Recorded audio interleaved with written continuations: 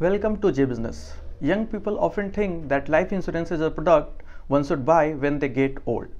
There are also several misconceptions about the product. Today we have Mr. Sumit Wadhwa, Director A&M Insurance, to deliberate on these topics. Welcome, sir. Thank you. So please tell, one should buy a life insurance or medical policy both or only one?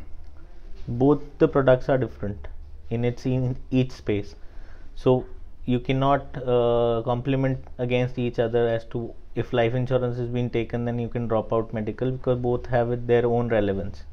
So one should buy both the products.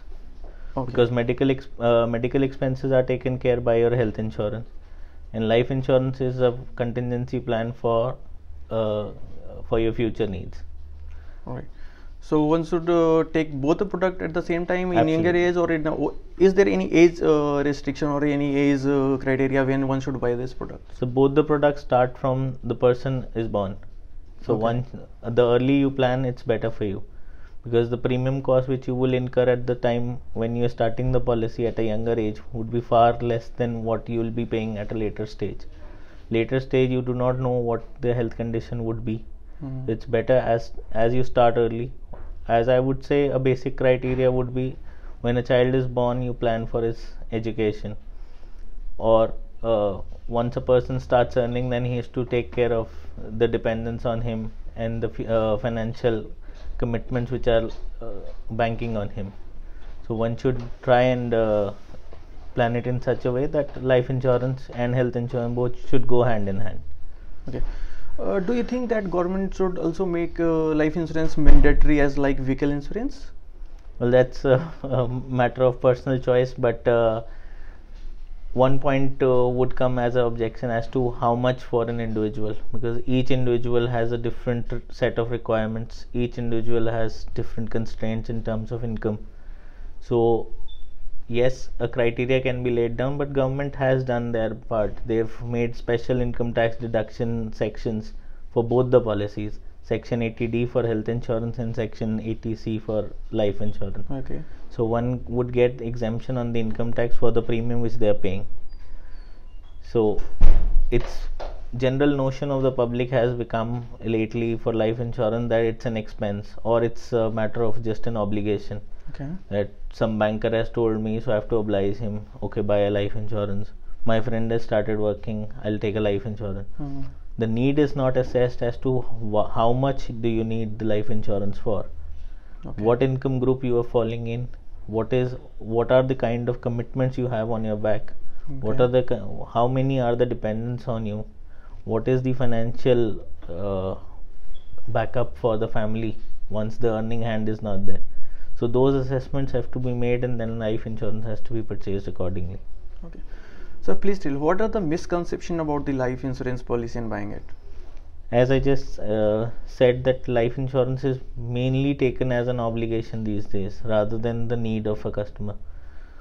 A customer would only be buying, like in the buying space, if you would see, the requirement only is raised when you're taking a bank loan. The bank has insisted you to buy a life insurance, or your nears and dears have started some work and they want you to buy a life insurance to fulfill their number of policies. So means there are different products wherein few policies of life insurance pertain to unit link policies, that the insurance company is investing on your behalf in the market. The profit comes, you share. If the loss, it's all the customer's loss. So in those terms, I would say a basic term insurance is what everybody should buy for the financial security and the financial assistance for the family. Okay. So this misconception has to be very clear, that it's not only on the stock market based, it's also for the guarantee, or I would say a lump sum benefit which is parked for your family in case of any contingency. Right. So from where one should get the life insurance policy? Through an agent or direct through the company? What should they do?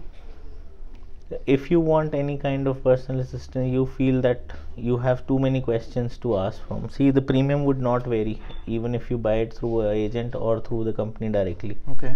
There won't be any variation in the premium, but definitely yes, that you have one kind of comfort while you are discussing your questions, you're putting up too many objections, because directly walking into an insurance company also would not be feasible for everybody.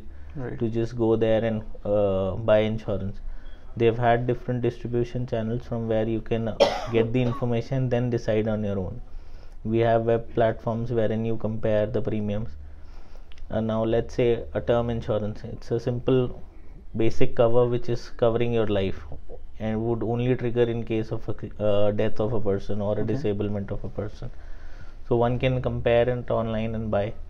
The other parameter of buying it is through agents, which is more informative in terms of the fact that whatever objections you have, whatever queries you have any disclosures to make, you can do that.